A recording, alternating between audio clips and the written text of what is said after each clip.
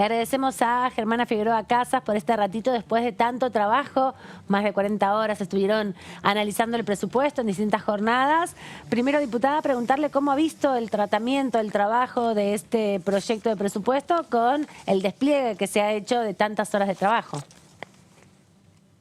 Bueno, yo puedo comparar con lo que pasó el año pasado y la diferencia se notó, se escuchó mucho más, se pudo preguntar mucho más también.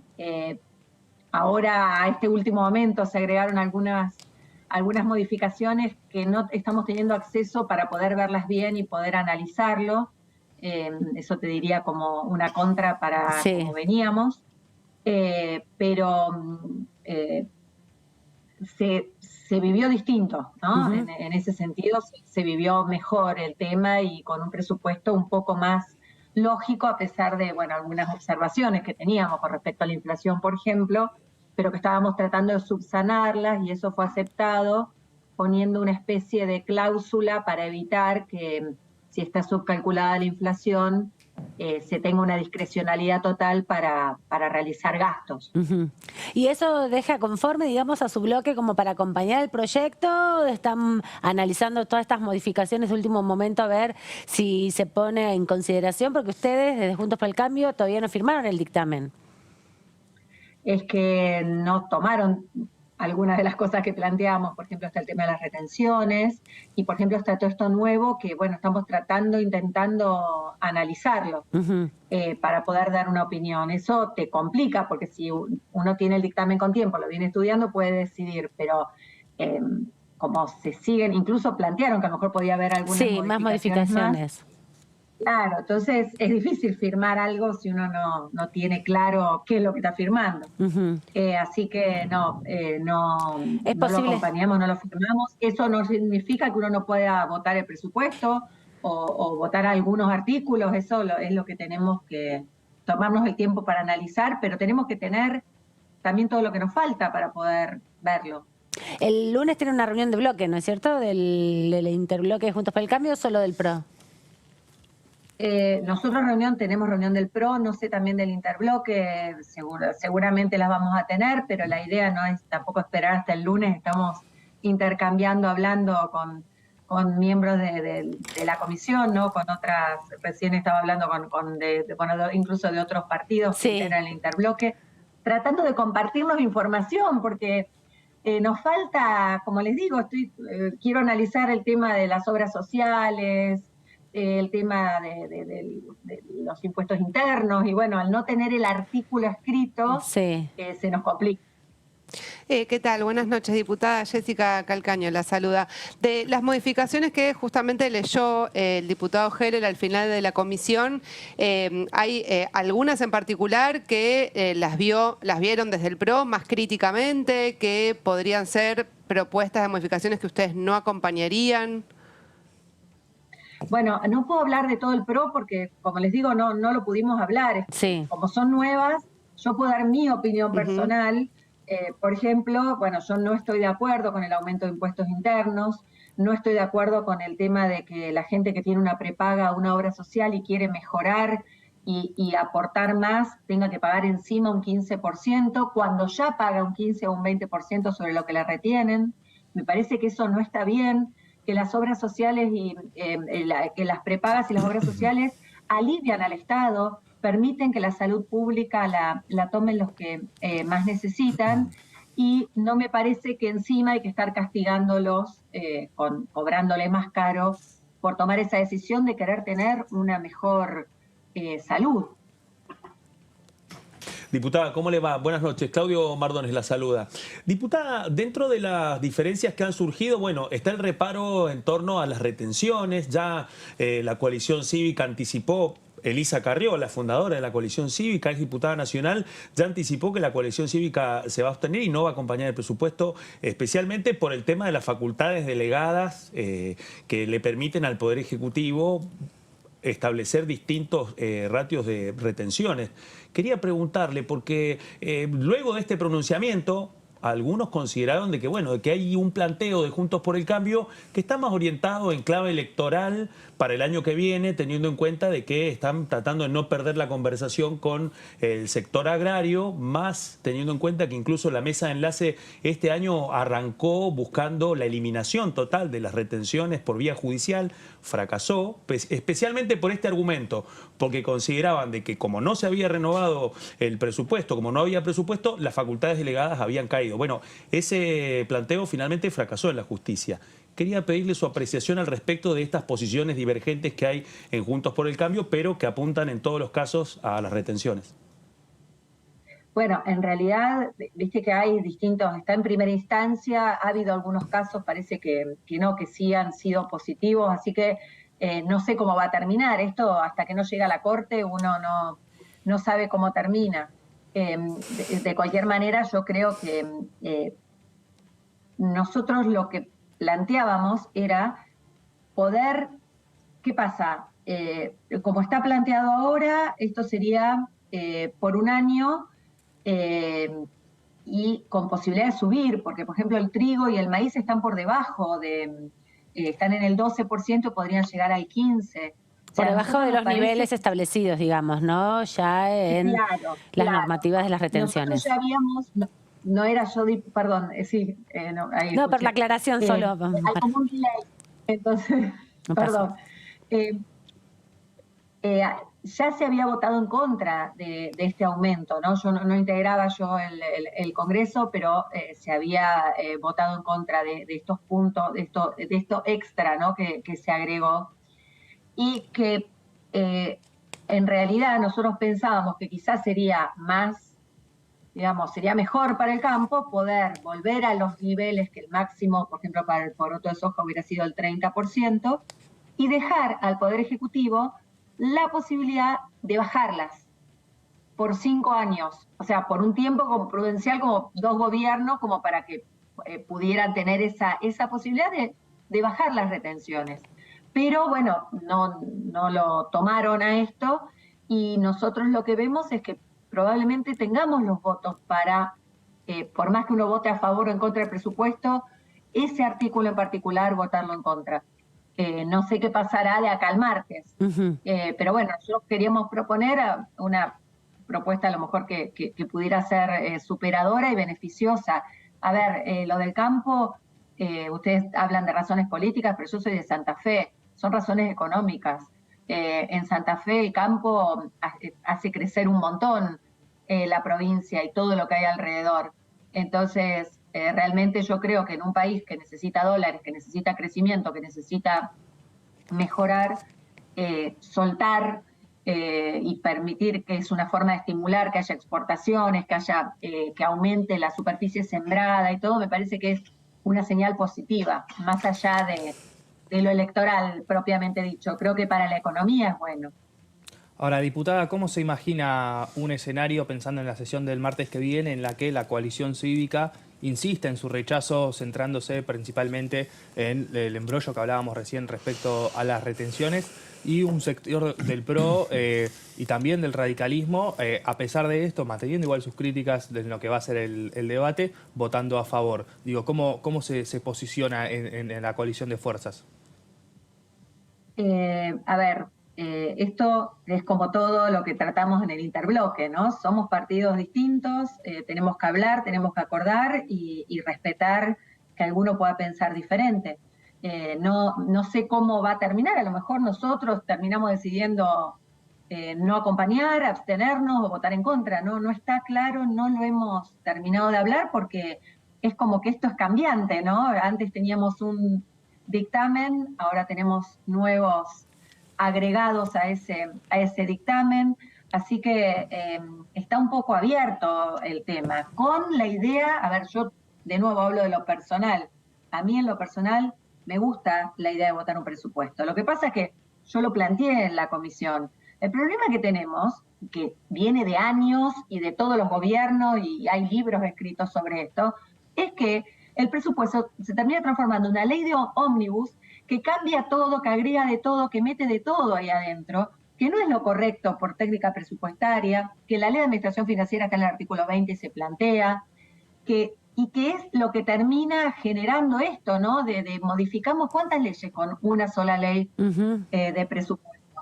Entonces, obviamente ya sé que las reglas de juego son estas y que viene pasando, pero eso no implica que uno no quiera tratar de plantear, por ejemplo, que no puede haber adentro de la ley de presupuesto un blanqueo. O sea, ya es como que hay de todo ahí adentro. Y sí, porque abarca distintas dimensiones. Preguntarle, diputada, también la relación, le preguntábamos recién a otro diputado, colega, que qué análisis hacía de la discusión respecto a el federalismo que se había planteado en dos dimensiones importantes. Por un lado, la atención en relación al subsidio al transporte automotor y por otro lado, las deudas con Camesa en una discusión donde, bueno, se apela al federalismo como argumento para dar cuenta de las desigualdades, pero al mismo tiempo no se encuentra ahí un mecanismo que pueda poner en equidad la situación, ¿no? Porque han repetido más de una vez los diputados, no se busca disminuir los fondos para la zona del AMBA, sino fortalecerlos en las provincias. ¿Cómo analiza el uso de este debate sobre el federalismo en estos dos temas que tomaron centralidad de la agenda del presupuesto?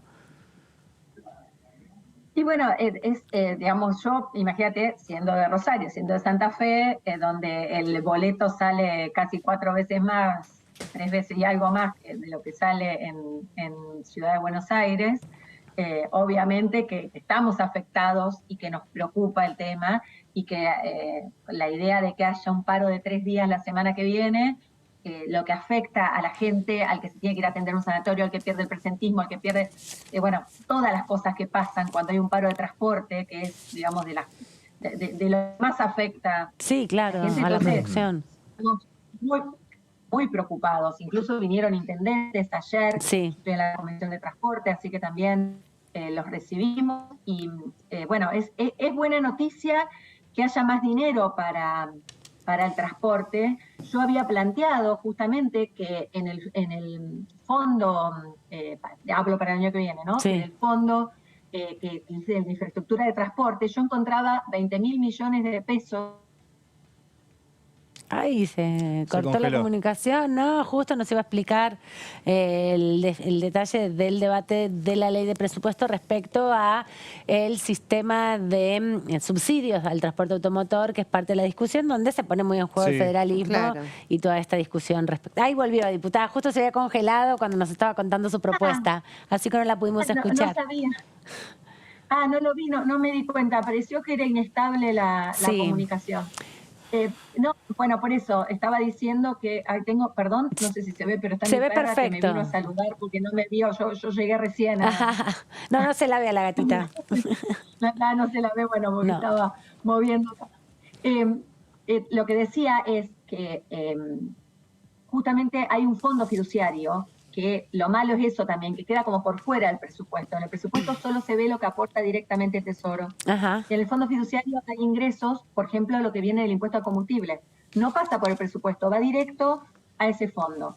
Y ahí también hay diferencias que no tienen tanto que ver con el dinero que pone directamente el Tesoro, sino con ese dinero que viene del impuesto a los combustibles. Y que ahí se encontraba un superávit de 20.000 millones de pesos, que yo preguntaba cuál era el destino de eso, porque quedaban como una inversión financiera, como disponibles. Bueno, ahora se ve que se van a sumar.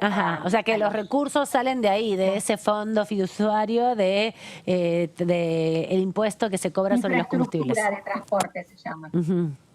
Eso es lo que se va a poder usar. No sé si salen de ahí. No sé si salen de ahí, pero ahí había, eso es lo que yo planteaba, digo, fijémonos, porque que queden disponibilidades cuando se necesita tanto. Entonces, no es que estábamos aumentando el gasto público, era dinero que estaba como en caja, en una inversión, en un plazo fijo, no sé, y proponer poder utilizar. Digo, a veces uno pide dinero, es fácil, ¿no?, gastar. Lo difícil es de dónde sale ese dinero. Exacto. Entonces, bueno, justo les había planteado que había encontrado de dónde podía salir el dinero. Diputada, también quería aprovechar para consultarle, porque bueno, Mauricio Macri, el expresidente, sacó un libro recientemente, se conocieron algunos fragmentos de ese libro, ¿para qué? Y justo estamos... ¿Nos escucha? Hola. La vemos, la escuchamos, pero no sabemos si nos escucha usted. Hola, ¿nos escucha ahí? ¿no? Ay, me parece que se quedó congelada la Ahí imagen. volvió. Ahí está. Capaz es la Otra gata que vez. está jugando con el Otra vez. internet. Exacto, va yendo y viniendo. Ahí Puede ser. está. No es mi perra, no. Ah, es la porque- perrita, no es un gatito, Ah, es un pensamos perrito. que- Le decía, Es una diputada, que se conocieron algunos fragmentos del libro del expresidente Mauricio Macri, donde justamente ahora estamos debatiendo el presupuesto, y en ese libro Macri plantea hacer más reformas jubilatorias, laborales, privatizar algunas empresas públicas. ¿Usted está de acuerdo con esas definiciones y además plantea hacerlo más aceleradamente? ¿Está de acuerdo con esas definiciones de esa propuesta económica que se hace ahí? Ay, yo no lo leí todavía, así que no sé exactamente a qué se refiere, lo tendría que leer para poder opinar, pero bueno, sí sé que hay que reformar, que como estamos, algo pasa, ¿no? Porque a las empresas les cuesta muchísimo tener empleados, a los empleados no les alcanza lo que va del bolsillo, al jubilado tampoco le alcanza, se invierte muchísimo dinero en planes para ayudar y cada vez hay más pobreza, o sea, que algo tenemos que reformar, no sé exactamente qué planteó. Pero ¿usted estaría de acuerdo en el sentido de quitar derechos o de dar más derechos a jubilados, trabajadores? Porque, o sea, se puede hablar de reforma jubilatoria, pero puede ser un sentido regresivo o positivo, digamos. Bueno, yo creo que los jubilados tienen que ganar más, ¿no? Y también creo que tiene que haber más empleo. Y para que haya más empleo, a veces hay que ver qué es lo que está pasando. ¿Por qué no hay empleo en blanco? ¿Por qué tenemos tanto empleo no registrado? Eso es dar derechos también, ¿no? Lograr que gente que está fuera del mercado laboral, pero está trabajando y no tiene ningún derecho, pueda ingresar. Entonces, vamos a tener que analizar alguna forma de tratar de ampliar ese mercado de trabajo para que la gente que está activa aporte y para que eso va a permitir también que los jubilados tengan mejores jubilaciones porque va a haber más ingresos. El problema del mercado informal de trabajo es un problema enorme que hace que muchísima gente esté sin derechos y realmente creo que hay que buscar una solución, que no es fácil, ¿no?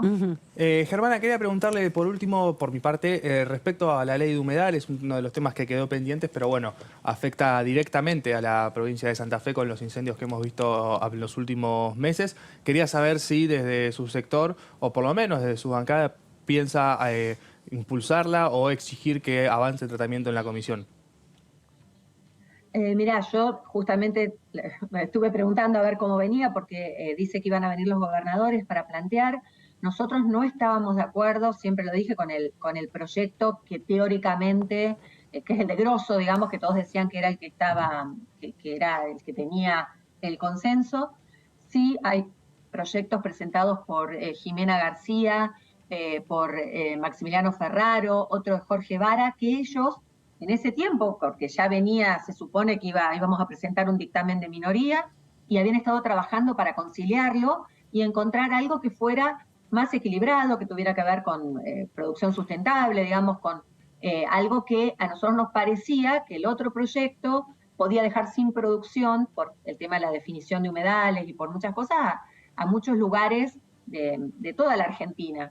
Entonces, se vino trabajando en esto, después al pedir los gobernadores ser escuchados, que bueno, que nos enteramos, ¿no?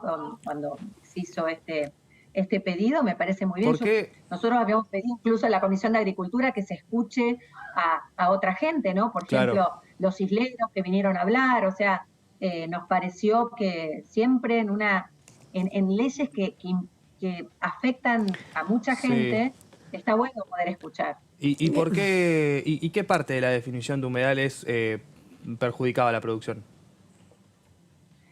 La definición de humedales era mucho menos restrictiva y lo que había era, por ejemplo, cosas que no se podían hacer planteadas, mucho más estrictas. Si vos tomás, a ver, la ciudad de Buenos Aires está en un gran humedal, la ciudad de Rosario está, uy, se volvió a cortar, me parece. No, se escucha bien, ya estamos sintetizando igual. Ay, No se perdón, escucha. se corta, No pasa nada. se ve que tengo mala señal. Bueno, le agradecemos entonces, diputada, y la comprometemos para seguir conversando de este tema en los próximos días, así que la dejamos liberada porque tenemos bastantes problemas de conectividad y le agradecemos el rato. Sí, disculpa. No pasa nada. Pero bueno, gracias. Hasta luego. Adiós. Bueno, estábamos conversando con la diputada Figueroa Casas de uno de los temas más complicados hasta el momento, que es la ley de humedales, Sí, ¿no? Que sí, no parece sí. tener una resolución. Están en un cuarto intermedio, hay que decirlo, ¿no? De el plenario de las comisiones, que no sabemos hasta cuándo va a llegar.